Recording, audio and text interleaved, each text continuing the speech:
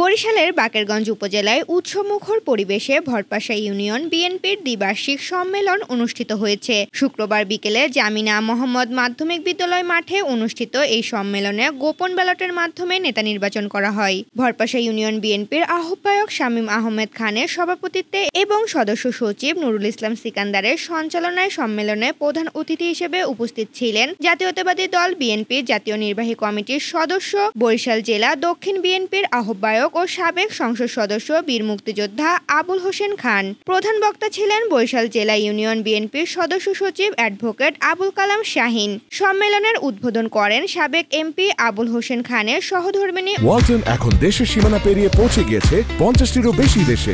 ওয়ালটন, ঘরে ঘরে বিশ্বজুড়ে। ও বাকেরগঞ্জ উপজেলা বিএনপির 1 নম্বর সদস্য মিসেস সেলিনা হোসেন বাবলি।